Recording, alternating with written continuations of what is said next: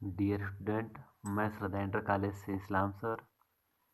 आज हम बात करेंगे कक्षा 9 में गति के नियम में बल के लिए सूत्र के बारे में। तो बल की परिभाषा पीछे हम बता चुके हैं, बल के प्रकार के बारे में बताया है। तो अब देखिए, हम पढ़ेंगे कि हम बल का मान कैसे ज्ञात करेंगे। तो यहाँ पर हम मान लेते हैं कि कोई यम द्रव्यमान का कोई गुटका है और इस यम द्रव्यमान के गुटके पर हम F बल आरोपित किए। जब इस यम द्रव्यमान के गुटके पर हम F बल आरोपित किए तो इस यम द्रव्यमान के गुटके पर F बल आरोपित करने के कारण इसके वेग में परिवर्तन होता है, अतः इसमें त्वरण उत्पन्न होता है। अब लिखेंगे कि यदि किसी यम द्रव्यमान की वस्तु पर F बल आरोपित करने में उत्पन्न त्वरण A हो तो सूत्र होता है F बराबर m इंटू ए, जहाँ यम क्या है, द्रव्यमान, और ए क्या है, त्वरण। अब बात करें F के मात्रक की, तो द्रव्यमान का मात्रक होता है किग्रा। तो यहाँ पर हम लिख देंगे कि द्रव्यमान का मात्रक क्या हो गया, किग्रा, गुणे यह त्वरण है। त्वरण का मात्रक होता है मीटर प्रति सेकेंड स्क्वायर। तो यहाँ पर लिख देंगे त्वरण का मात्रक मीटर प्रति सेकेंड स्क्वायर। और जब आप इसको हल करेंगे तो आ जाएगा किग्रा मीटर प्रति सेकेंड स्क्वायर।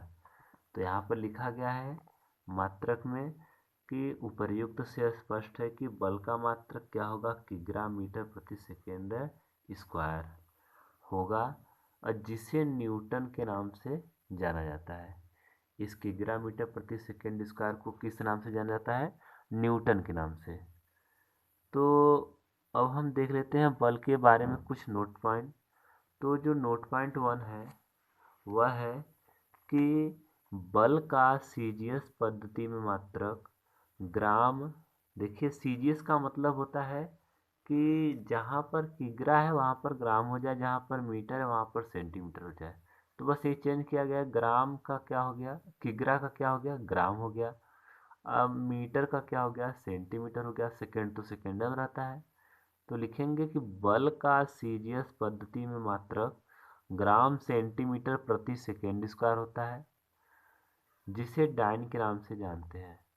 अब ग्राम सेंटीमीटर प्रति सेकेंड स्क्वायर होता है, उसे किस नाम से जानते हैं, डाइन। तो 1 न्यूटन में कितना डाइन, 10 के पावर 5 डाइन, ठीक ना। अब कैसे, देखिए यहाँ पर हम 1 न्यूटन में 10 के पावर 5 डाइन कैसे लिख दिए।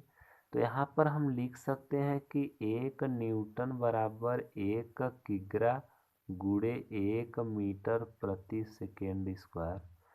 अब हमें सीजीएस में चेंज करना है, तो 1 किग्रा में कितना ग्राम, 10 के पावर 3 ग्राम, और 1 मीटर में क सेंटीमीटर, 100 सेंटीमीटर, अब बट्टे सेकेंड स्क्वायर। और जब 10 के पावर 3, 10 के पावर 2, आधार समान है 10, घात जो चिन्ह है वह भी समान है, तो जुड़ जाएंगे तो 3 2 कितना, 5। तो लिख देते हैं 10 पावर 5। अब यहाँ पर हो गया ग्राम, यह क्या हो गया, सेंटीमीटर प्रति सेकेंड स्क्वायर। अब इसी ग्राम सेंटीमीटर प्रति सेकेंड स्क्वायर को हम क्या कहते हैं, डाइन कहते हैं, ठीक ना। तो यहाँ पर लिखा गया है कि 1 न्यूटन बराबर कितना होता है, 10 के पावर 5 डाइन, ठीक। अब हम देख लेते हैं कि एग्जाम्पल के बारे में। एग्जाम्पल है कि यदि किसी 2 किग्रा के पिंड पर F बल आरोपित करने पर 4 मीटर प्रति सेकेंड स्क्वायर का त्वरण उत्पन्न हो जाता है, तो F का मान ज्ञात करो। तो सबसे पहले क्या दिया है उसको हम लिख लेते हैं। तो शुरू से देखते हैं सवाल में कि दिया है कि यदि किसी 2 किग्रा के पिंड पर, किग्रा किसका मात्रक है, द्रव्यमान का, तो लिख देंगे द्रव्यमान, द्रव्यमान को m से दर्शाते हैं, m बराबर कितना, 2 किग्रा। अब कह रहा है कि उस पर आरोपित बल कितना है, F, इसका मान ज्ञात है, और कह रहा है उसमें उत्पन्न त्वरण 4 मीटर प्रति सेकेंड स्क्वायर का त्वरण, मतलब मीटर प्रति सेकेंड स्क्वायर किसका मात्रक है, त्वरण का। और त्वरण को किसे दर्शाते हैं, ए से। तो त्वरण ए बराबर 4 मीटर प्रति सेकेंड स्क्वायर, और उसी अज्ञात बल F का मान क्या करना है, ज्ञात करना है। तो लिख देंगे बल F बराबर क्वेश्चन मार्क। तो हम सबसे पहले सोचेंगे कि ऐसा कौन सा सूत्र है जिसकी सहायता से हम इन तीनों में से किसी एक अज्ञात राशि का मान ज्ञात कर सकें जबकि दो राशि का मान दिया हो। तो हम क्या करेंगे कि यहाँ पर हम देख लेंगे, यहाँ ऊपर जो लिखा गया है कि यह बराबर यम में यहाँ पर तीन राशियाँ हैं, तीन राशि में से किसी भी दो राशि का मान दिया हो तो हम तीसरे राशि का मान आसानी से ज्ञात कर सकते हैं।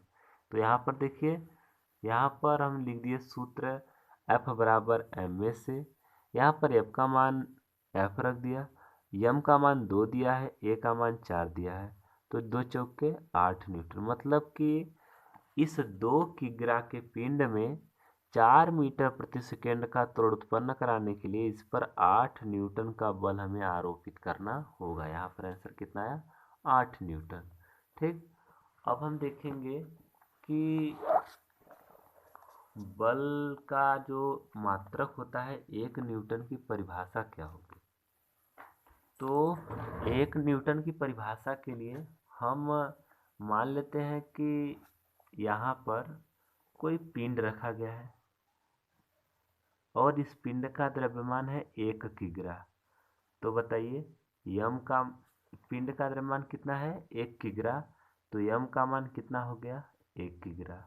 अब मान लेते हैं कि इस पर हम एफ बल लगा रहे हैं तो इस पिंड में उत्पन्न त्वरण 1 मीटर प्रति सेकेंड स्क्वायर का। पिंड में उत्पन्न त्वरण कितना? 1 मीटर। तो हम मानते हैं कि सूत्र होता है यह बराबर एम, ये जानते भी हैं सूत्र है। तो यह बराबर एम का मान हम 1 रख दे और ए का मान हम 1 रख दे, तो 1 में 1 का गुणा करेंगे 1 और बल का मात्रक क्या होगा? न्यूटन।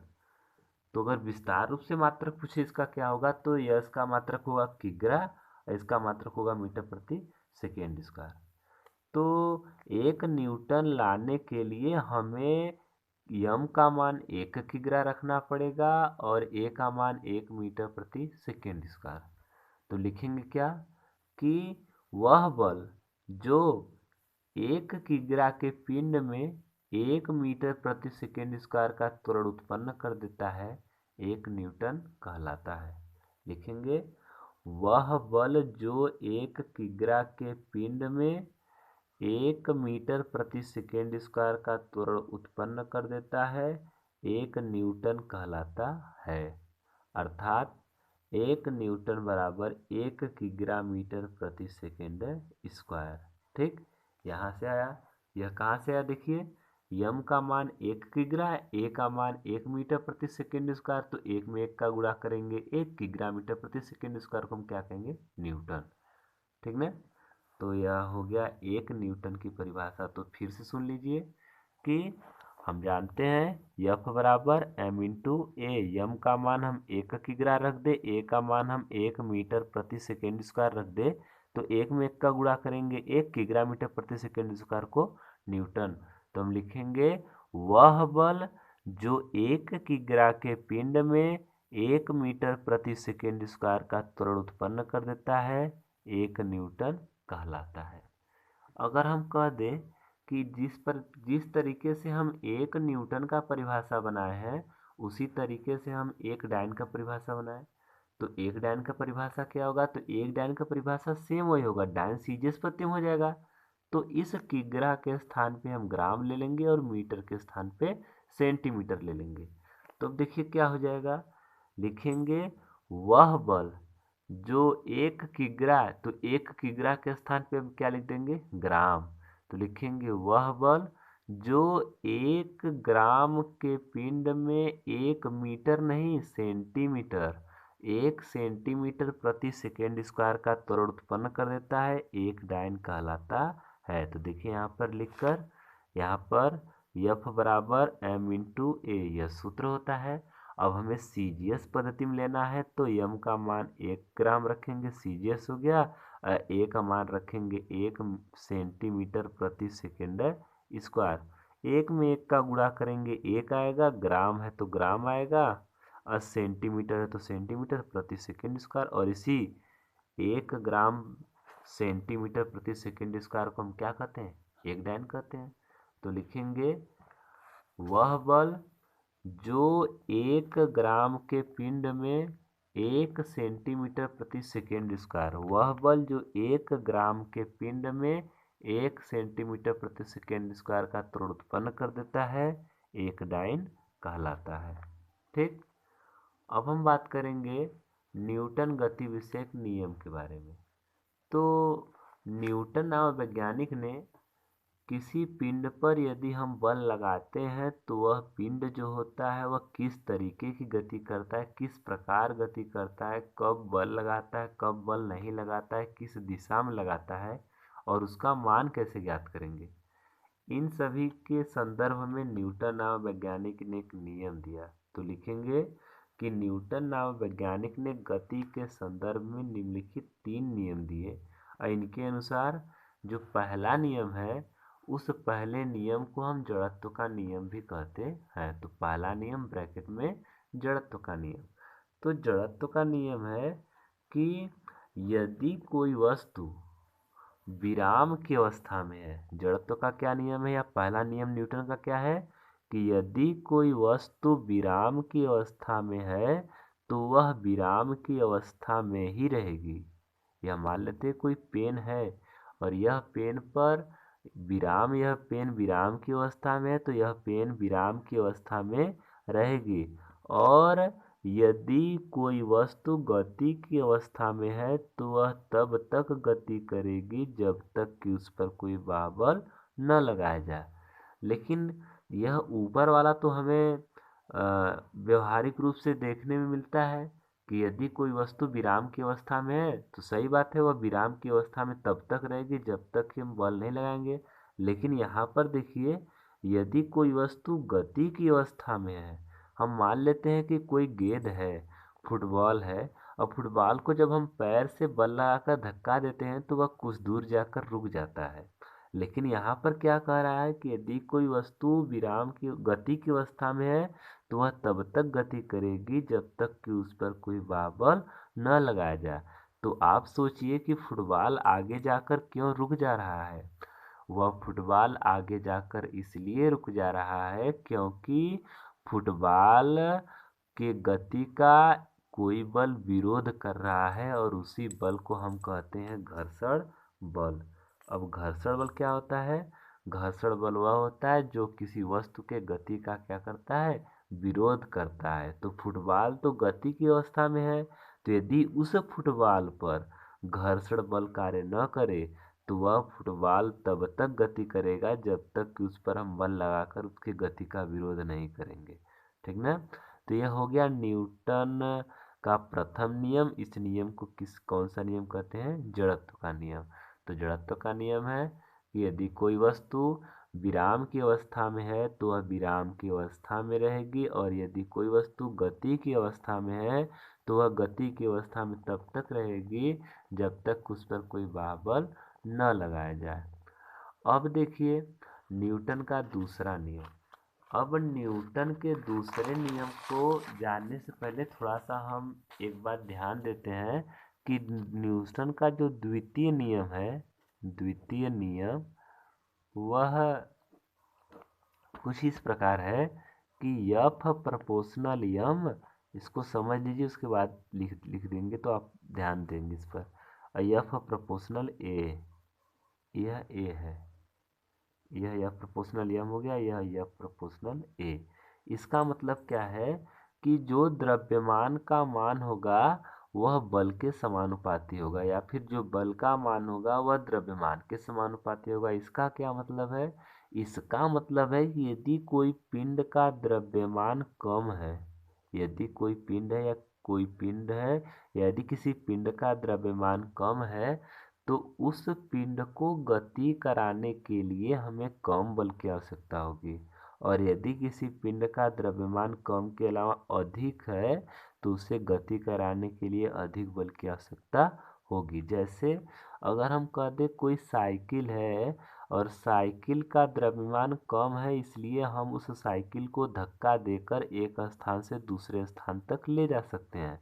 लेकिन अगर हम कह दें कि साइकिल को नहीं बल्कि हमें बस को धक्का देना है तो हम उसे धक्का देकर एक स्थान से दूसरे स्थान तक नहीं ले जा सकते, क्योंकि यहाँ पर यह कह रहा है कि जिसका द्रव्यमान अधिक उसे गति कराने के लिए अधिक बल की आवश्यकता होगी।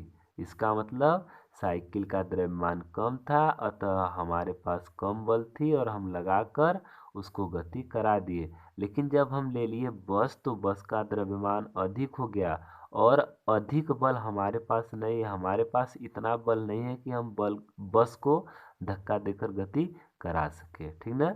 तो यह बताता है कि हल्की वस्तुओं को या कम द्रव्यमान की वस्तुओं को गति कराने के लिए कम बल और अधिक द्रव्यमान की वस्तुओं को गति कराने के लिए अधिक बल की आवश्यकता होगी, ठीक। और यहाँ पर क्या बताता है कि उसमें उत्पन्न त्वरण के भी समानुपाती होता है बल। यदि तेजी से उसके वेग में परिवर्तन करना चाहेंगे तब पर भी हमें बल अधिक लगाना पड़ेगा, ठीक ना। यदि कोई वस्तु है और उस वस्तु को, वाहन को आप गति करा रहे हैं, साइकिल को, तो आप चाहते हैं कि बहुत ही कम समय में उसका स्पीड अधिक हो जाए। तो उसका स्पीड अधिक होने का मतलब है कि उसके वेग में परिवर्तन होगा, और जब वेग में उसके परिवर्तन होगा तो क्या उत्पन्न होगा, त्वरण। तो जो त्वरण का मान होता है वह उसमें उस पर आरोपित बल के समानुपाती होता है। इसका मतलब कि वेग परिवर्तन करने के लिए हमें बल अधिक लगाना पड़ेगा, तभी जाकर अधिक त्वरण उत्पन्न होगा। अगले वीडियो में हम देखेंगे इसके बारे में विस्तार से।